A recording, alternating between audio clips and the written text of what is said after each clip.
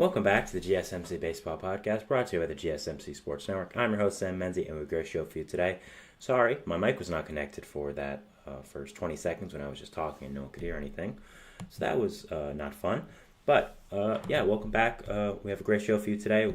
First topic we'll be going over is the Yankees making a whole bunch of transactions and shaking up their roster. Then the Rangers and some injury updates on them. Then some top duos in MLB. Mason Wynn's breakout season for the Cardinals, and the MVP leaderboard from MLB. But before we do all that, I'd like to ask you to please like and follow the show. We do get a number of questions from viewers, so to ensure that your question does get read in the air, please use the link, GSMCpodcast.net. It really does help the show, and it really does mean a lot, so thank you so much for that. And let's get back into the show for today. All right, so we'll be starting off the show for today, and like I said before, the first topic we'll be going over is the Yankees and the transactions they have made over the past few days. So let's get into it. So there was a lot of news going on with the Yankees in these past 24 hours that I did want to just mention and talk upon. So I decided to make it the first segment here, and let's get into it. So the major one, of course, we have to talk about is Gerrit Cole and his impending return for the Yankees. We've talked about him before with his rehab starts and all that, but it's now more official as it has been announced by Aaron Boone and the Yankees that Cole is going to start tomorrow versus the Orioles. So obviously a huge thing for addition for the Yankees, getting the best pitcher in baseball back. It's not even like the Yankees really needed Cole because the Yankees were already the best team in the league with being the first team to 50 wins, being on pace for like 110. But I guess the more the merrier for this team, and they're going to be one fun team to watch now with all the star power. So it's hard to overstate how big of an addition getting Gerrit Cole is. As I said, he is, in my opinion, the best pitcher in baseball. And again, adding into this team that has already been elite, now with not just with the bats, but with the pitching as well. I mean, it's just going to be so incredible to watch this team, and it is going to be very, very exciting. So, yeah, I mean, again, what is there to say about Cole that hasn't been said? This guy is the best pitcher in baseball. He's going to add a ton of depth now to that rotation that definitely needs it. You know, they did lose a lot before when Clark Schmidt did end up...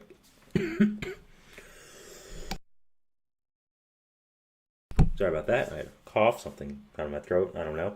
But,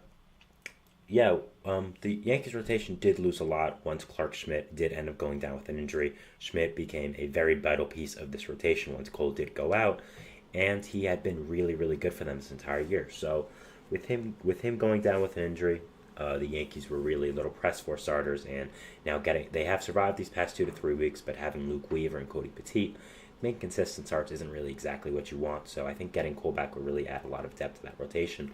And overall, we'll just make this rotation purely unbelievable. I mean, you're going to have him, Rodon, Stroman, Cortez, Heel. It's just going to be so insane. I mean, let's go into a playoff series, for example. You got to face Cole, then you got to face Rodon, then you got to face Heel, Stroman, Cortez. Schmidt might even be back at that point. So just the Yankees pitching core is truly incredible. Already adding in with that amazing hitting core. And yeah, this team is just incredible to watch, incredible to play, and they are so exciting. So yeah, very exciting for Yankees fans that Gerrit Cole is finally coming back. Should be all rested up, hoping that arm injury doesn't come in being a factor again. But yeah, it should be very, very interesting to see, and very excited to end up watching Cole now with this fully healthy Yankees team. Another big transaction here was something that was very surprising this morning that happened, which was Ben Rice was called up to the major leagues by the Yankees. Now, Ben Rice is one of their more known prospects, not exactly a top prospect, I'd say, but is a very good prospect for the Yankees, and is a catcher/first baseman. A lot of Yankees fans were campaigning for him to get up to the major leagues for a little while now, and now with the injury to Anthony Rizzo, which we will talk about, Ben Rice has been called up. Currently, for MLB Pipeline, he is the 12th ranked prospect in their system. Just got called up to AAA in that short span of time. He did pretty great. I mean, he had a 172 weighted runs created plus, only in 11 games, but it's still a sample size, still not like 7 or 8. It's, double digits, so it's still a good amount. And in AA this year, I mean, he was absolutely insane with a weighted runs created plus of 151. Just hits the ball hard, has a really nice swing, and yeah, it's going to end up being a real big spike for this Yankees lineup. Rizzo did end up going down. As I said, he fractured his arm in a play versus the Red Sox, and it's going to be out most likely 4 to 6 weeks. Also with Rizzo, Simply put, he just wasn't doing that good either. I think that there was some talk about him being DFA'd even before he got injured. So this might give the Yankees a chance to see what Rice has and also try to reset Rizzo, try to get him back, and maybe see if he has anything left in him. But I wouldn't be surprised if he gets DFA'd after that. He really has had a poor season. So, as much as Rice was called up because of the injury, I wouldn't be surprised if we learned that this was in the plans all along for them to call up Rice eventually. Again, was hitting very, very well in the minor leagues and was a guy that was sure to be called up soon. Again, I know a lot of Yankees fans on social media were clamoring for him to be called up and eventually got their way. Very surprising this morning waking up to see that Ben Rice was indeed called up. Again, I thought that was the right move, but it was surprising to me. I didn't think they would end up going with it. The plan we heard after Rizzo was out would be that DJ LeMahieu would end up playing first base, and they would call up Eduardo Peraza to play third. Peraza was seen in New York City from his Instagram, so we do know he is being called up, but I'm pretty sure he's not going to be starting now. So with Rice, you're now going to slot him right into first base, and again, really add a dynamic presence to this lineup. Rice, a guy who has a really nice lefty swing, big guy, nice power, and really slots into that lineup, which has a lot of great hitters. I mean, Soto, Judge, Volpe's hit great, Verdugo, Stanton. Now you slot Rice in there as well. I think it's going to add a lot, and just another younger player. I think you need again a bit of a spark from that first base position with how Rizzo was performing, and I think Rice does accomplish that for the Yankees. I think that overall this should be something that is very exciting to Yankees fans. Very interested to see how he does end up playing. Again, it was a surprise as he only played 11 games in AAA, and they just did indeed call him up there. But, one thing to the Yankees, props to them, is that they have been very aggressive in calling up their prospects over the last few years when they've needed them, and I appreciate about them. I think a lot of teams are too conservative with that, and I like how they've done it. I mean, we saw it with Dominguez last year, now Rice this year, going back to the Baby Bombers as well, when you had that whole core of Judge, you had Sanchez, Bird, Torres. They were also called up pretty aggressively, I'd say, as well. So the Yankees know how to be aggressive with calling up their prospects, but also be sensible, and I really appreciate about that about them. I mean, again, they're one of the best organizations in professional sports at this point, so they know what they're doing, and they know when the right time is. So props to them, and they've done a really, really good job balancing that out. So, yeah, going back to Rizzo now, again, he was doing pretty horrible before, and this fractured arm now might be the nail in the coffin for his Yankees career. If Ben Rice does end up running with this job, I think we'll have to see Rizzo be DFA'd or released and find a new team or just retire. So I think that it is going to be interesting to see what does end up happening with his career. Also, if Ben Rice doesn't perform well, they could look to trade for a first baseman. I know Pete Alonso has been mentioned a lot with the Yankees.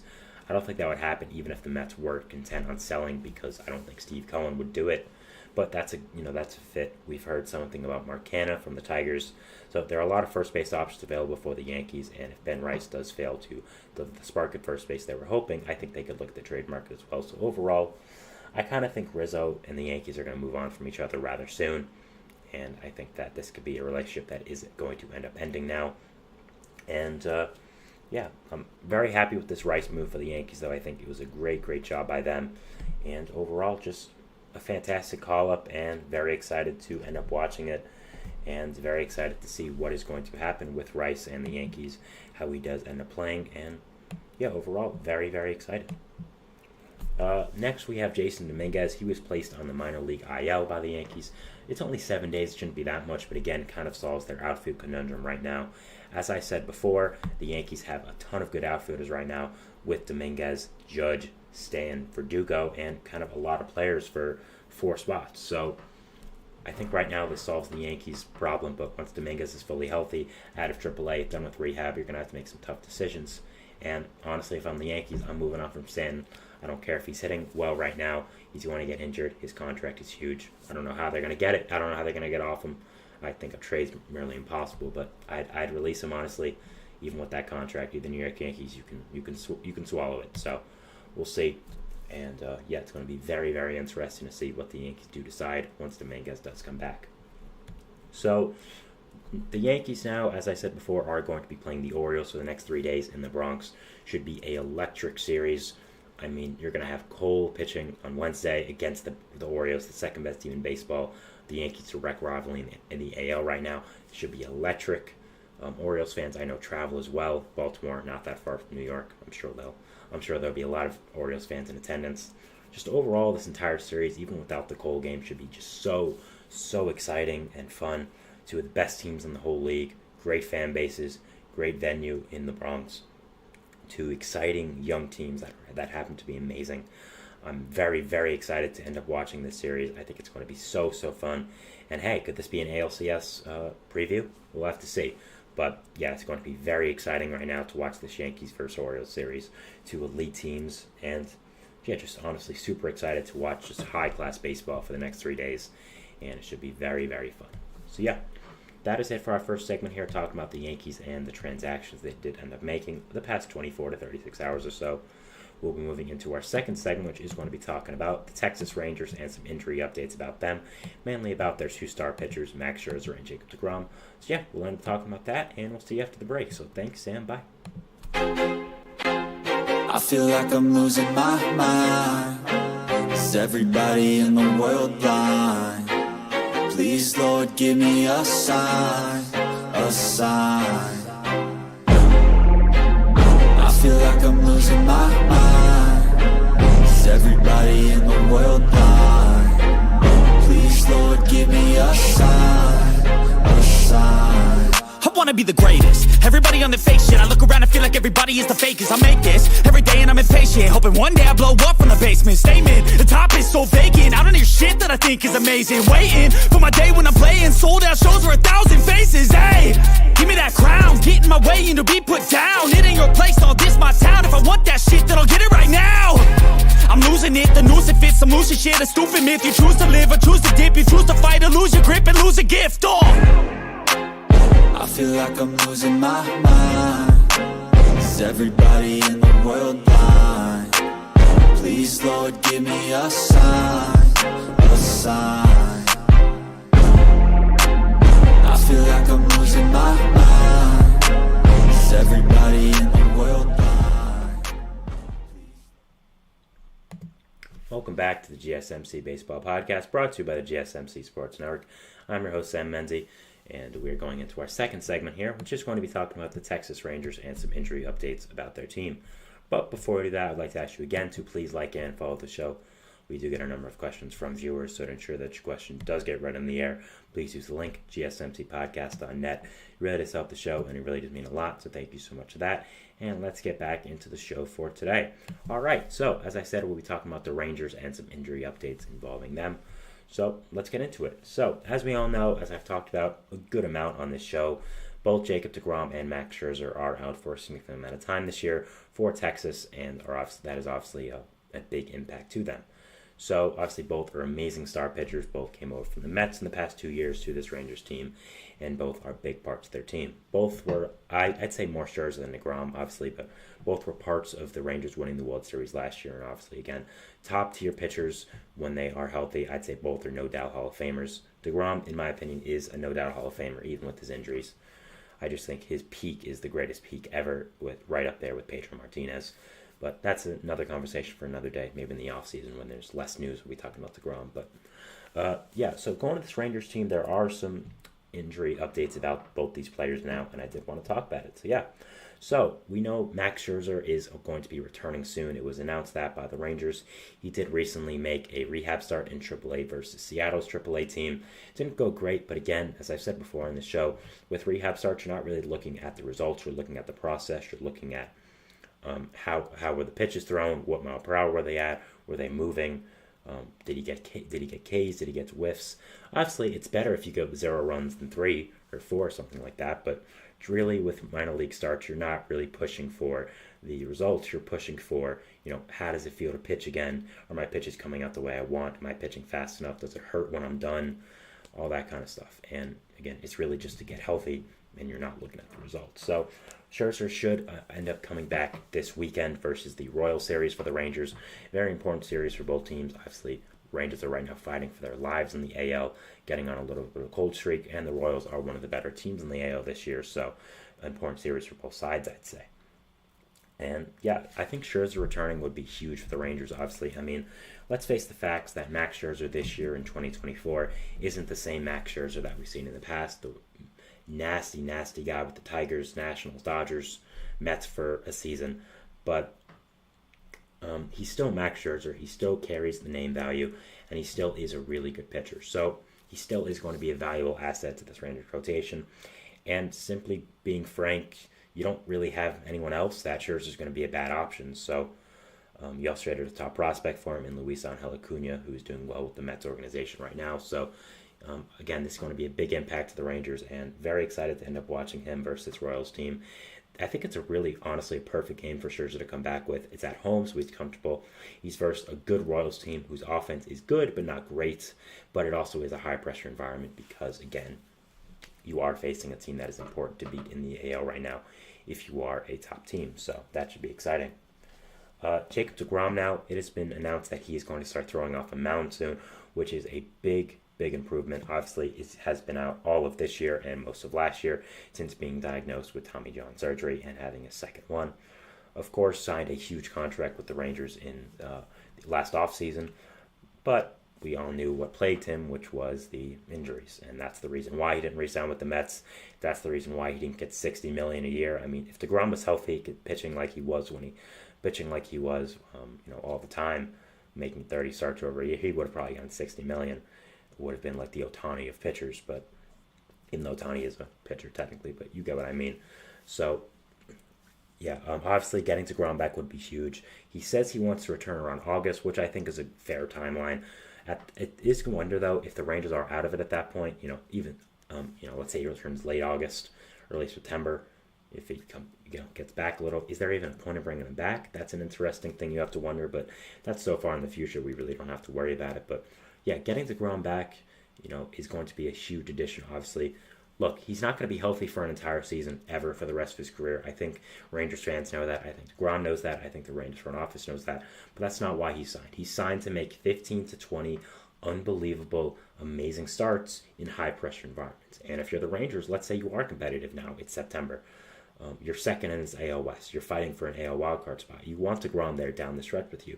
You want him starting every 5-6 days, going 7 innings pitched, giving up no runs, striking out an absurd number of batters. So that's really what you have deGrom for. You know what he is at this point in his career. The Rangers knew what he was. They signed him. It was an iffy signing when they did it. It's backfired so far. I'm sure they knew this possibility was to happen, but his upside is so high that you have to take the chance. And, I think it was time for the Mets to move on from him as a Mets fan, but at the same time, I'm happy he's there with the Rangers, and I don't feel any ill will towards him, I will say. So, yeah.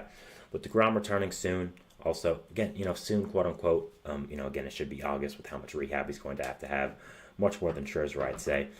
It should be a big boost to this Rangers team, and it'll be interesting to see if there's any lingering effects from his Tommy John, his second one in his career. So, yeah, but overall, deGrom coming back, huge addition to this Rangers pitching staff. I mean, again, it's Jacob deGrom.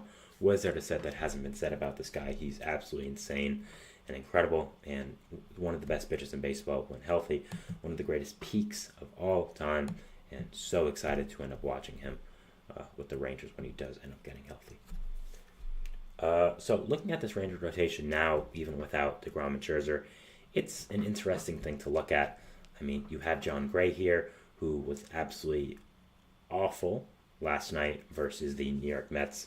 Mets continue their hot streak, winning now 6 in a row, beat the Rangers 14-2. Pretty sure John Gray gave up 7 earned runs in 2 or 3 innings. The Grimace Mets stay alive. Very, very fun storyline if the Mets keep winning. We just get to keep talking about Grimace and how he saved the Mets season. But I talked about that yesterday, so if you want to go see that yesterday, please go ahead. But it's on the channel. But this rotation, there still are some good pieces here. Of course, John Gray, I think, is a solid pitcher. Last night was more of a fluke, I'd say. I mean, he still is a solid guy that provides value to this Rangers team. But other than that, you have Andrew Heaney there, who I think is a very solid pitcher, a guy that brings a lot of value to this Rangers team. Isn't the greatest, but again, isn't that bad. There's a lot worse options. Nate Eovaldi is really, really great. Dane Dunning is very solid. Michael Lorenzen's been a nice pitcher for this Rangers team. Jack Leiter provides some depth if you really need it. But overall, with Scherzer and deGrom coming back, those are the two big guys in this rotation. Looks much, much better when they are back. Tyler Mahle should also return soon as well. That's another guy I'm very, very high on. Love that signing when he coming out from the Twins. So, yeah, it should be very, very interesting to see what is going to happen with this Rangers team, if that's a rhyme. But, yeah, very interested to see what is going to happen with this Rangers team. And with DeGrom and Scherzer coming back, the rotation is going to get much, much more interesting. They could look to trade for a starting pitcher, and if they do end up doing that, I think this rotation would look a lot better, because even with DeGrom and Scherzer coming back, how much can you really trust them in the year of 2024 to be consistent difference makers? Maybe they'll give you one, two, three, four, maybe even 5 great starts, but other than that, they're older, they're injury prone, and I just don't know how good they're going to be coming off injuries. Scherzer this could be his last year in the MLB.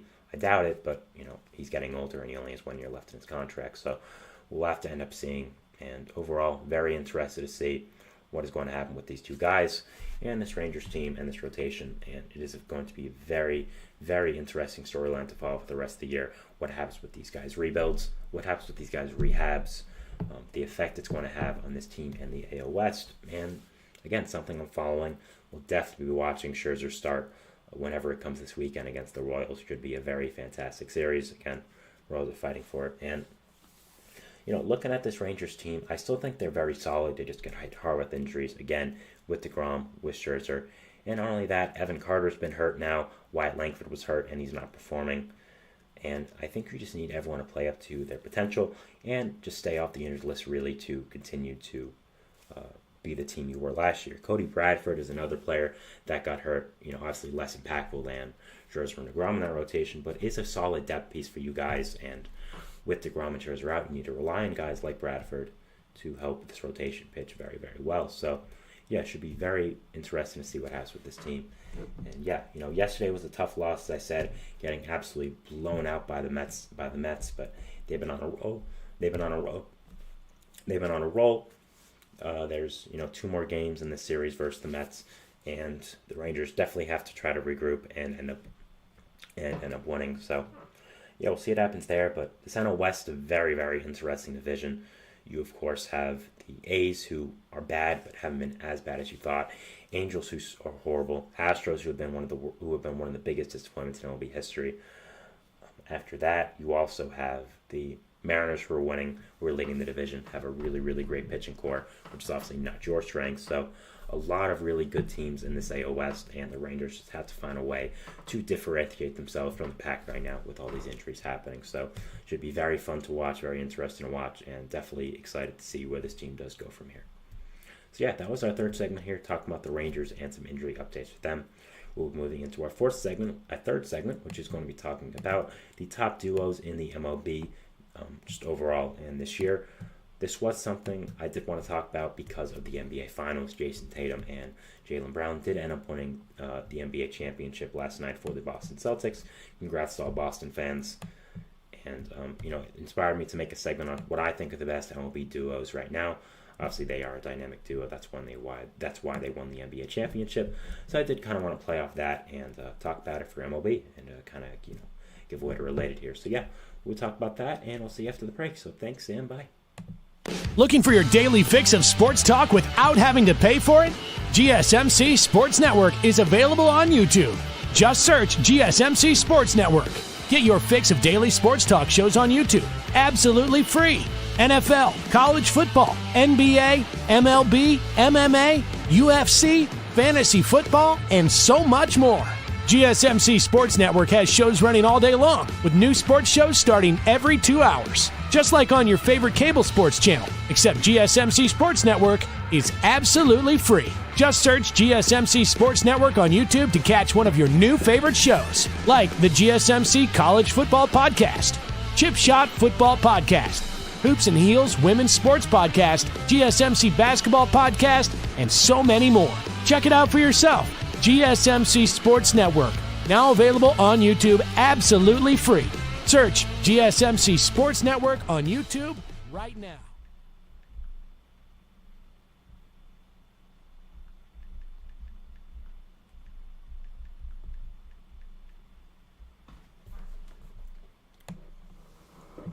And we're back here on the GSMC Baseball Podcast, bringing you our third segment, which is going to talk about the top MLB duos in the league, and just my overall thoughts on them, and giving my again, thoughts on them and just talking about them. So yeah, as I said before, this segment was inspired by last night when the Boston Celtics did end up taking home the NBA championship.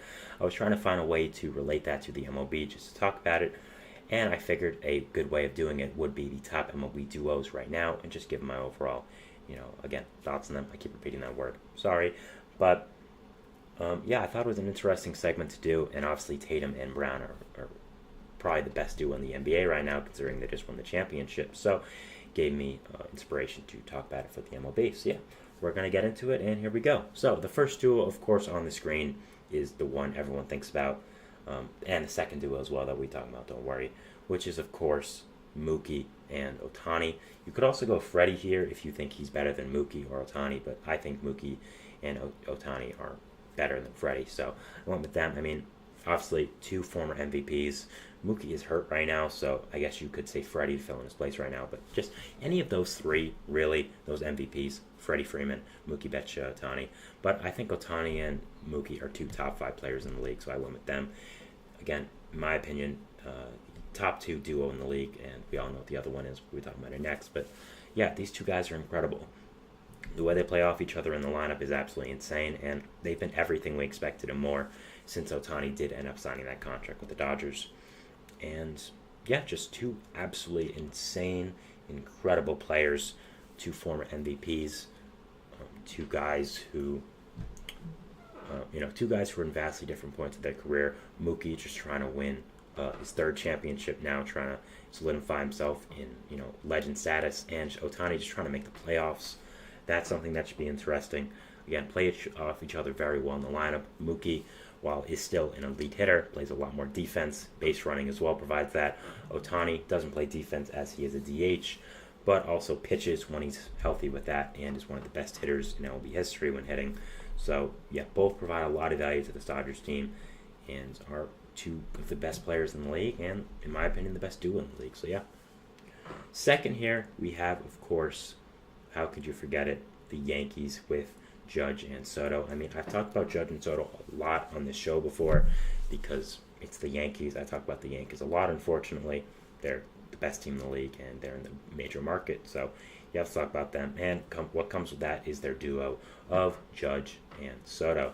I mean, Judge, former MVP. Soto, somehow not a former MVP yet. Should be an MVP soon. That's actually our 5th segment, so stay tuned for that. But yeah, two obviously incredible generational players. Two guys that are simply elite guys.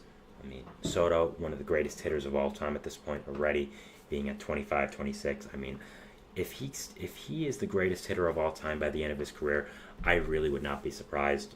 Judge, I heard an argument actually on the radio like a week or two ago that Judge is the greatest right-handed hitter of all time. And the thing about me was that I actually considered it, and I didn't think it was that crazy, which shows how great of a hitter Judge already is in his career. I'd probably go Hank Aaron, Alex Rodriguez over Judge, but just my opinion. And Judge is in the consideration at this point, which is crazy. So again, the way they play off each other, right, big lefty power bat, big right-handed bat, both outfielders, so amazing players, and yeah, one of the best duos in the entire league. So, after that, I went with simply Astros. There's a lot of players you could put for this. You could put Altuve, you could put Tucker, you could put Yordan, you could put Bregman. But for me, I did end up putting Yordan and Altuve. I think those are the two best players on this team.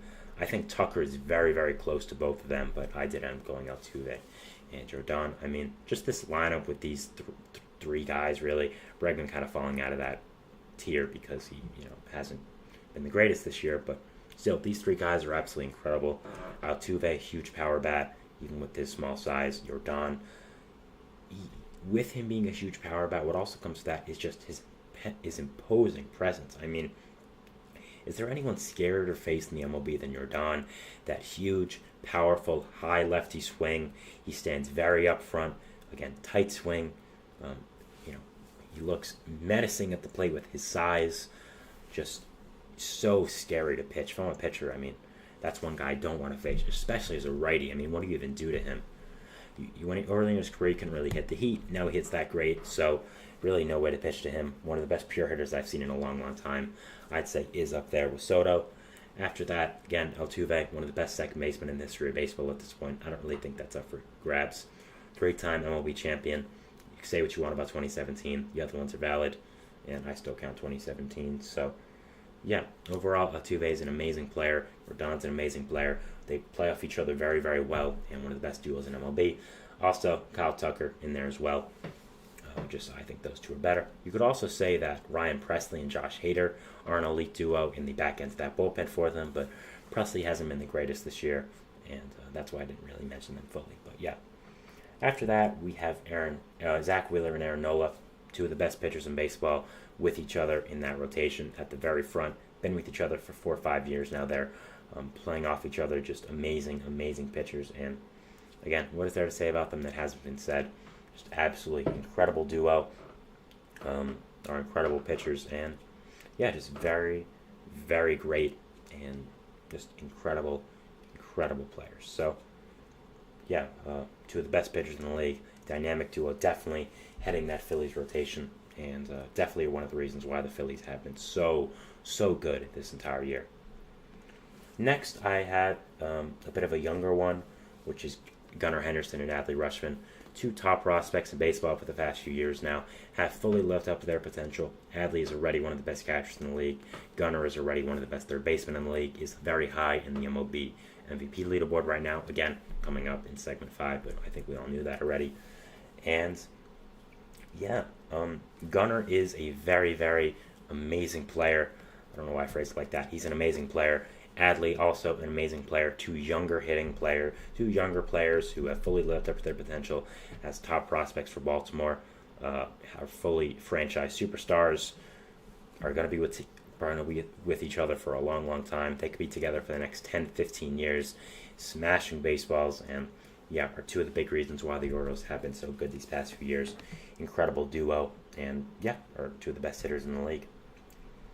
After that, we have a newer one that just came about this year, I'd say, which is Stephen Kwan and Josh Naylor.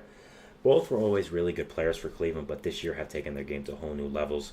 With Cleveland being this good, I think that overall, Kwan and Naylor have to be mentioned. Naylor has really broken out being that big lefty power bat that Cleveland imagined him to be when they acquired him from San Diego. And Stephen Kwan has been one of the best pure hitters in the league right now, up there with Luis Arraez, just hitting for average and just making contact with the ball. Two of the best hitters in the MLB. Very different kinds of hitters, but still keep that Cleveland lineup in check. One of the best. And as much as Jose Ramirez is the best player on this Guardians team by far, I think that Kwan and Naylor are a duo more because they're just younger and they're kind of leading this team. But again, Jose Ramirez, amazing, amazing player. I've talked about him before. Obviously, he's Jose Ramirez. What is there to say about him? So he's still the best player in this league, on this team. Next, we have a little bit of some honorable mentions, quote unquote. We have Ronald Acuna and Spencer Strider, a pitcher-hitter duo, but the two best players on a very amazing Braves team of the past few years. Obviously, an honorable mention because they're both injured this year and won't be back for the rest of the year. That's confirmed. So, not really a dynamic duo this year, but still are in need of being mentioned here because of how good they are. And yeah. Next, you have Nolan Arenado and Paul Goldschmidt. Again, two great all-time players for this Cardinals team that have been great these past 2 years, making long playoff runs with the Cardinals. But it seems like this dynamic duo is kind of over with Goldschmidt and Arenado not really playing up to their standards this past year, even looking past that as well, past 2 years or so. So both are kind of regressing a little bit. Goldschmidt a lot more than Arenado. Arenado's still solid, but both aren't the best. So, yeah. Overall, still good duo. Still name power brings a lot, but yeah, not the greatest right now. But still name power alone. Lindor and Alonso, another amazing duo. Two superstar hitters, two superstars in general for this Mets team. We're not sure how long they'll be together with Alonso's future influx for the Mets, but Lindor's been amazing, and you could even add maybe a guy like Brendan Nimmo in here as well.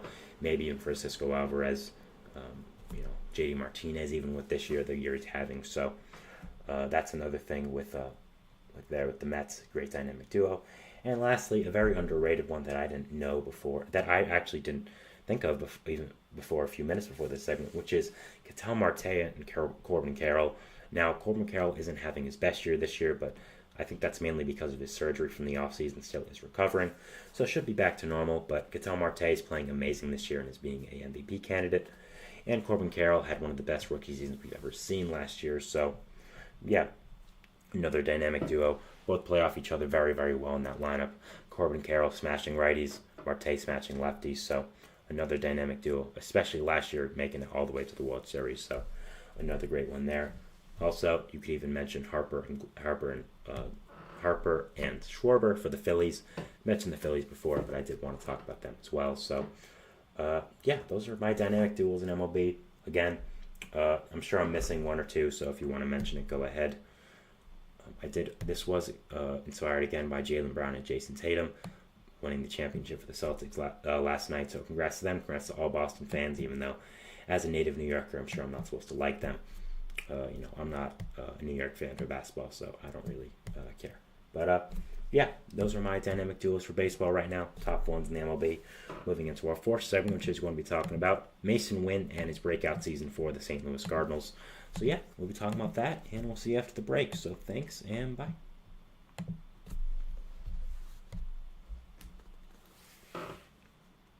For the best and latest podcasts available anywhere, go to the podcast app on your cell phone and type in GSMC to access free content-rich podcasts on health and wellness, book reviews, sports, entertainment, relationships, social media, movies, technology, finance, and even weird news. Subscribe and download the GSMC Podcast Network's family of shows, available everywhere podcasts are found.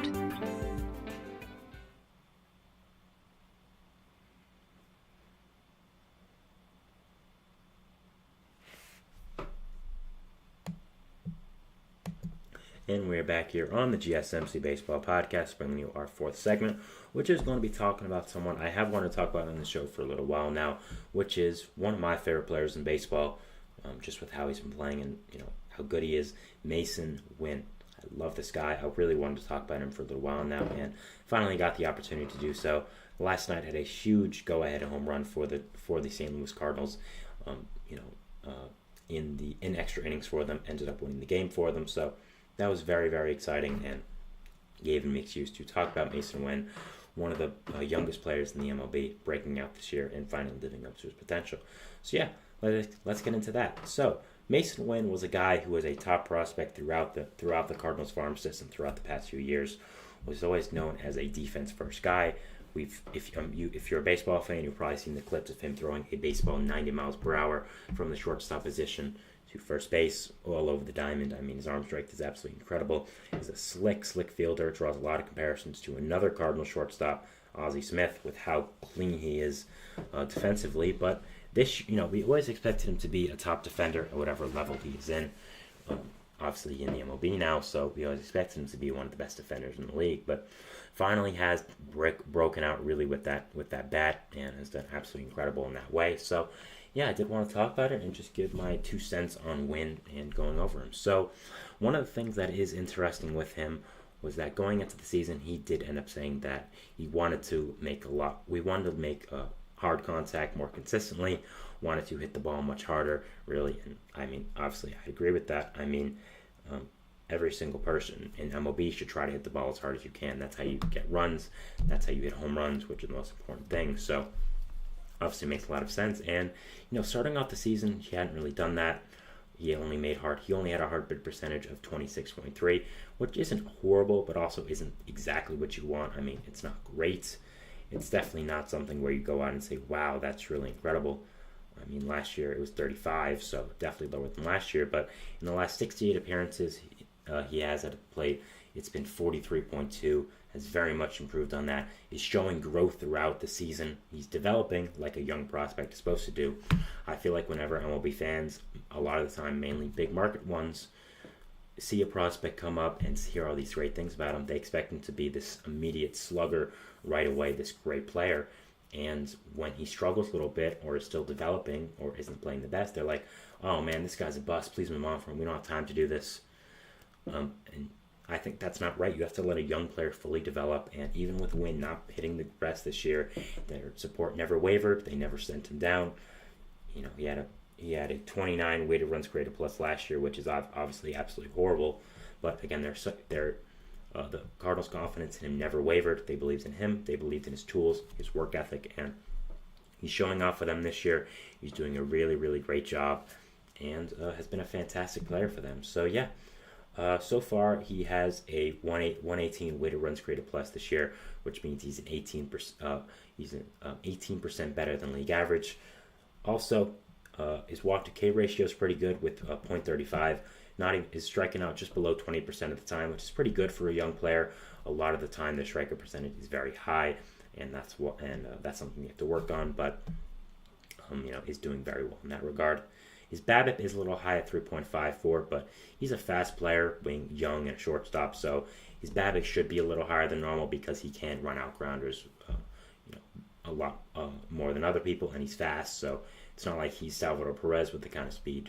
So I think it's more sustainable than other players would have. It's like Trey Turner having a high BABIP all the time. He's going to have one because he's the fastest player in the league. Also, with Mason Wynn, his ISO is at 134, which really has improved since last year, which was 0.066. Obviously, 134 is still not amazing, but you're never really going to be having a true power hitter with Wynn. He's going to maybe hit 10, 15 home runs, but that's not really what his entire skill set is. His max exit velocity is up from 5 from last year, from 104 to 109. After that, his barrel percentage, it's barely up, but still good enough, I'd say. Again, hard hit percentage is down technically, but has done much better in these last few appearances, so that's really, really good. So, as you can see, he's doing a lot better with the bat, and yeah, he's pulling the ball a lot more, which is nice. Again, hard hit percentage has gone up in the bigger part of the season. So, overall, Mason Wynn is becoming a star with the bat, and as I said, we haven't even mentioned his defense, which of course is the big thing for him. Coming through the St. Louis Cardinals organization, everyone knew how good of a defender he would be. The main thing would be, okay, is his bat going to last in the MLB? And, he has kind of a weirder swing for a baseball player, and he's lasted. So his defense becomes an extra thing now with, you look at the defensive stats, his DRS is at 7. His outs above average is also, it's not the best, a -3, but OAA sometimes is a little iffy with shortstop, so we're mainly focused on a DRS here, which is at 7. Very, very good. And also, defense is really one of the things where, as much as I don't like to say this, it's kind of a thing where you have to watch the game. There's not really a perfected defensive stat like there is with hitting and pitching and all that kind of stuff. It's mainly a watch the game stat, and if you watch a Cardinals game, you've seen that Mason Wynn is an amazing defender, really impacts the game with his glove and how slick he is there. So, really would take the defensive stats with a grain of salt here. But yeah, overall is becoming just a fully rounded player. Mason Wynn is. Already was great with the glove, is now becoming amazing with the bat, and yeah, should become a franchise star for this Cardinals team, I think. They are really lacking that right now. They had an amazing young hitting core these past few years, but those guys have either not lived up to expectations, been injured, or just not stuck with the team. So I think having a guy like Wynn, who has pretty much exceeded expectations, something you really wanted. And, this is a guy that was almost traded for Juan Soto a few years ago when Soto was originally traded by the Nationals. The Cardinals were one of the finalists with the Mariners, the Padres, and I think the Yankees as well. So, obviously, he ended up going to the Padres. But, the Cardinals had the chance to end up trading him, make a dynamic 3 of Goldschmidt, Arenado, and Soto, and they kept on to Wynn because they knew they were so confident in him. And, still, obviously, I'll be frank, I would have traded him for Soto. I would probably trade anyone in the MLB for Soto. But still, their confidence in him is paying off right now, and he's done an amazing job. His work ethic is really, really showing out now with how well he has done. And props to him for being so, so good. I mean, you look at some of the other bats for this Cardinals team that are young. Jordan Walker is one of them, who has been a top prospect in baseball for a long, long time, and really has not lived up to the standards for the Cardinals right now in the MLB. He's back in AAA, he's hitting well, but is in danger of becoming a 4A player. I still think has a lot of potential with this bat, but, definitely has to work on it and try to end up being a star like the Cardinals thought he could be. So, yeah, overall, should be very, very interesting to watch Win over the next few years or so and end up seeing what does happen with him. So, yeah, the impact he's had on the Cardinals season is honestly very big. I mean, this Cardinals team before wasn't a team I thought of as much, with their pitching being in flux and their offense not performing well, but right now they're in steady position in the second place of the NL wild card and don't look to be stopping. I mean, with Arenado and Goldschmidt kind of regressing, you needed a younger player to step in and fill in the reins, and Mason Winn has done exactly that. Again, a 119 weighted runs created plus isn't exactly what you want from a player, but for a player of Wynn's caliber who plays defense so well and is a shortstop, it's fine.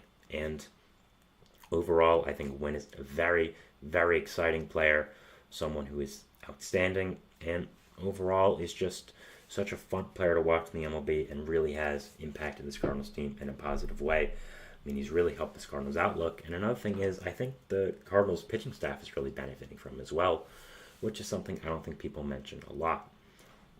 A lot of ground ball pitchers on this team. I mean, Sonny Gray, Lance Lynn, Kyle Gibson, they all strike out people, yes, but they also get a lot of ground balls, and having a shortstop behind you who is as good at defending as Winn makes you so much more confident and really adds to your pitching rotation as well. I'd say he's right up there with Lindor as the two top defensive shortstops in the entire league, and really just adds a lot of confidence to your pitching staff when you have a defensive vacuum as good as him. You also have Arenado on the left side as well, so this Cardinals defense has been really impacted by Winn as well, and that's something that is really huge, that is underrated with Wynn's skill set. So just such a great player he is, adds a lot to this team, and again, with the Cardinals team kind of searching for an identity right now, with them just kind of being mediocre all over, being 36-36, I mean, the definition of mediocrity being right at 500, Winn is a bright spot on this team, and it's someone that is very, very exciting for this Cardinals team, for this Cardinals franchise, and it's someone they should look to build around for the next few years or so. And very, very excited to watch him with this team, and very interested to see where his career does go from here. Again, I think he was one of the only Cardinals prospects that really lived up fully to his potential, and yeah, it was very, very exciting to see with this Cardinals team, and was an exciting, exciting player for these past few years for them. So yeah, that was my fourth segment here, talking about Mason Winn and his breakout season for the St. Louis Cardinals and how well he has done for them. Moving into our fifth and final segment, which is going to be talking about the AL MVP rankings and what is currently going on there with the MVP leaderboard. It came out today from MLB.com, and I just did want to talk about what is going on with that. So yeah, we'll be going over that, and we'll see you after the break and for our fifth and final segment. And thank you, and bye.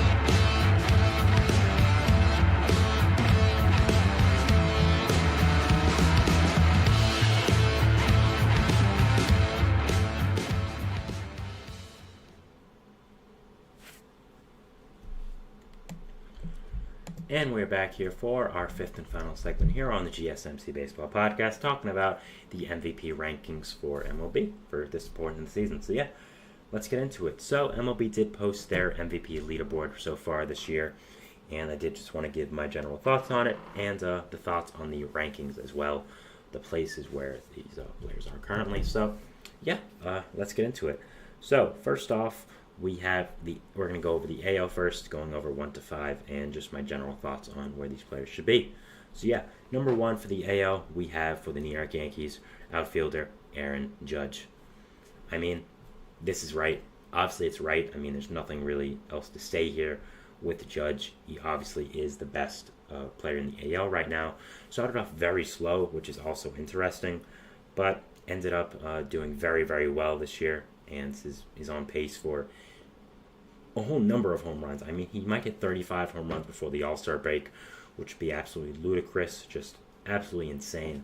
So Judge here at number 1 for MVP is very clear. I mean, the Yankees are the best team in the AL, so the fact they do have the number 1 player in the MVP rankings, also number 2 if you are watching on stream, you can see as well.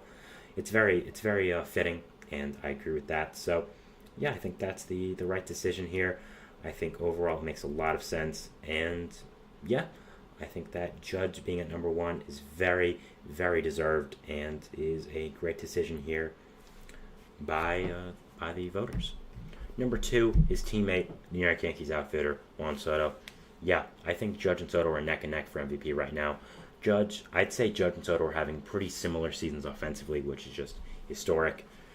But Judge plays defense a lot better than Soto does, and that's why I think that Judge is above him at number 1.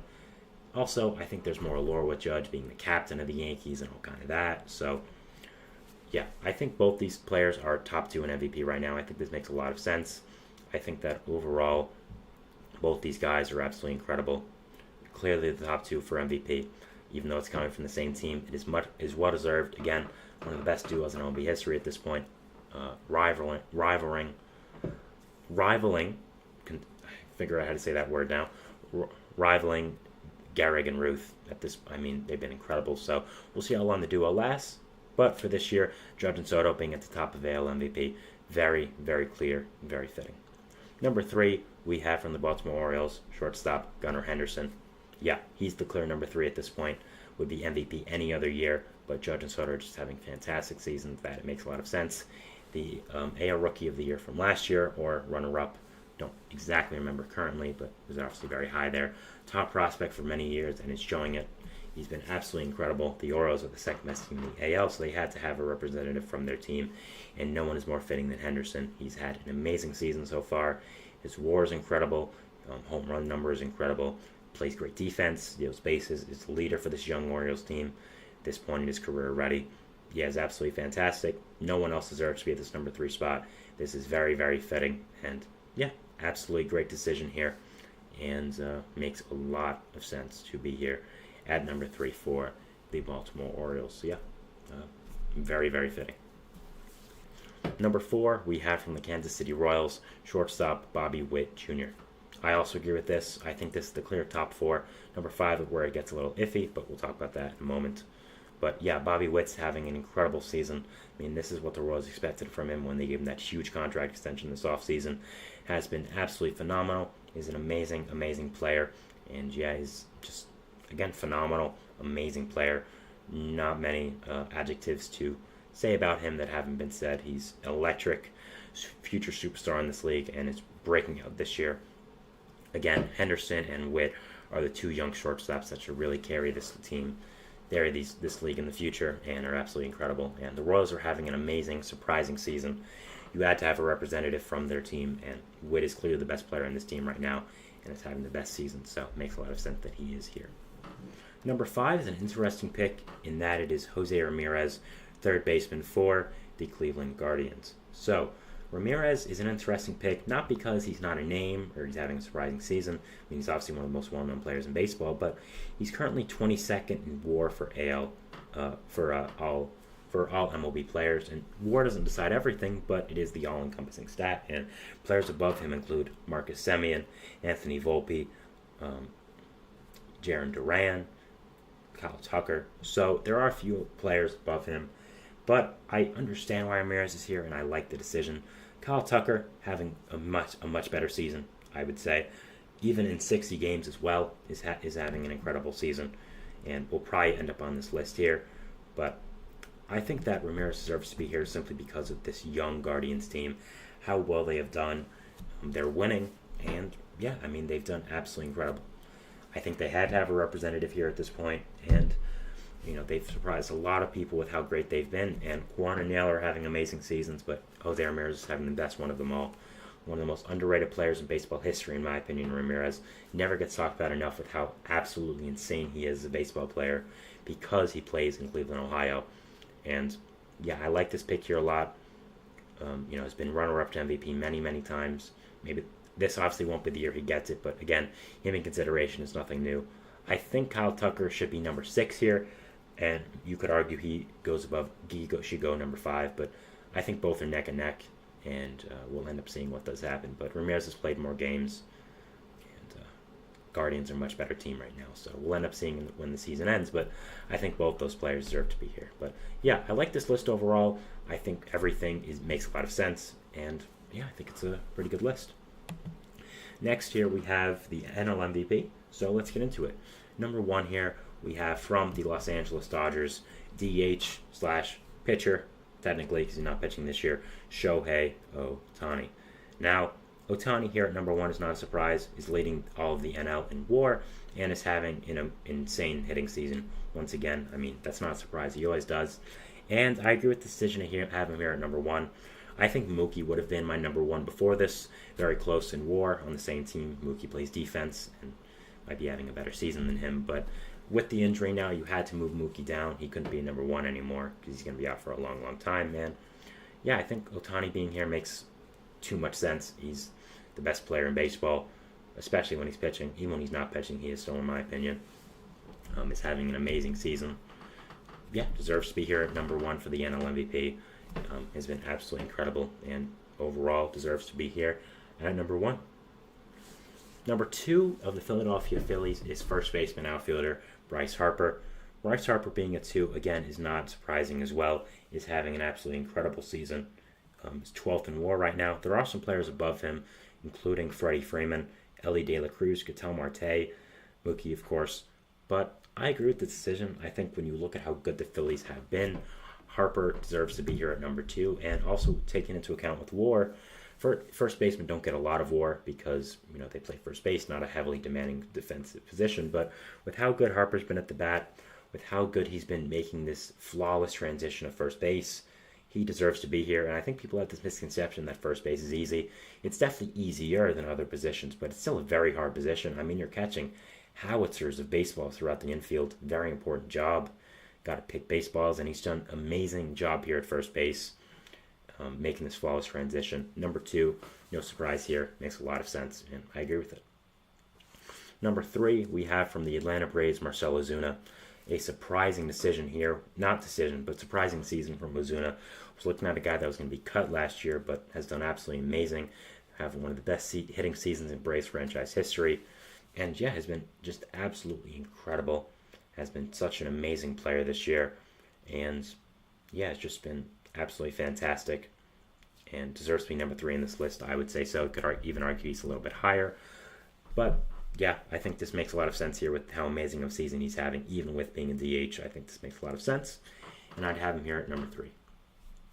Number 4, though, is a little bit of an interesting decision. William Contreras, catcher from the Milwaukee Brewers. William Contreras is having a fantastic season, don't get me wrong, has become a very good young leader for this Brewers team that is breaking out, but I think there are simply players having better seasons. I think Freddie Freeman should be here on this list. I understand you maybe didn't want to have 3 Dodgers, but Freeman's having an amazing season.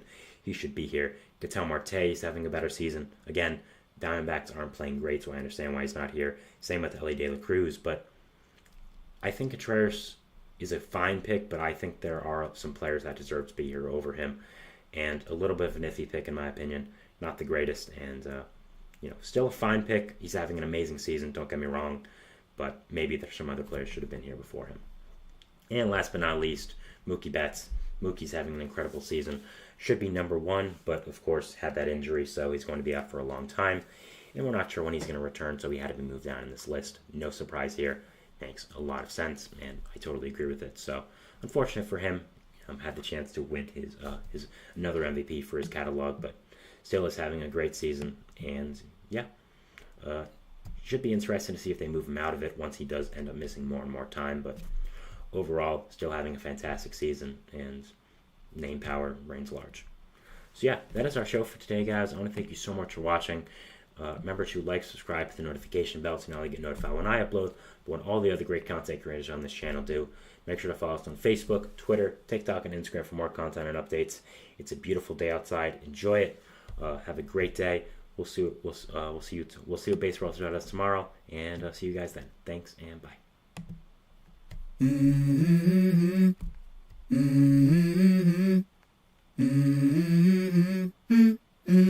Let's go. I wake up to a little bit of drool on my pillow, feel like it's gonna be a bad day. Yeah, I'm tired of shit, and the coffee ain't hit yet, damn ain't that